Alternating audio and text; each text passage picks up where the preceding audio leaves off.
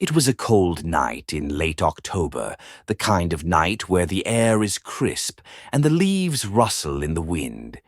I had just finished a late shift at work, around 2 a.m., and was on my way home. My car was low on gas, so I decided to stop at a small, isolated gas station about 15 miles from my house.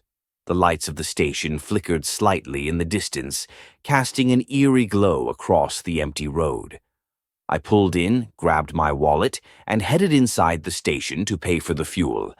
As I walked in, I noticed a man standing near the counter. He looked like he was in his mid-30s, dressed in an oversized hoodie and a baseball cap that covered most of his face. I tried not to stare, just keeping to myself while the cashier rung up my purchase. As I walked back outside, I felt the hairs on the back of my neck stand up. The man from the store was standing by my car now, watching me intently. He wasn't doing anything but standing there, his eyes hidden beneath the brim of his hat. But something about it made me uneasy. I quickened my pace, trying not to make eye contact. Just as I was about to get into my car, I heard his voice behind me. "Hey, can I ask you for a favor?" I turned around to face him, my heart suddenly racing. Sure. What's up?" I said, forcing a smile. "I need a ride," he said, his voice low, almost a whisper. "Just up the road, not far. Please, I really need it." I hesitated. Something in the back of my mind told me to refuse, but I didn't know why. I wasn't one to engage with strangers, especially at a gas station this late, but there was a weird desperation in his voice that made me feel bad for him. "I'm not going far," I said, trying to sound casual. "Just up to the next intersection." He nodded quickly, as if relieved. Without saying another word, he got in the passenger seat and we started driving. The ride was quiet at first, but I could feel him watching me. Every time I glanced over at him, he was staring out the window, his hands tightly gripping the seat. I couldn't help but notice how still he was. There was something off about him. We reached the intersection faster than I expected. I slowed down and pulled over to the side. "This is it," I said, trying to sound as polite as possible. He didn't move.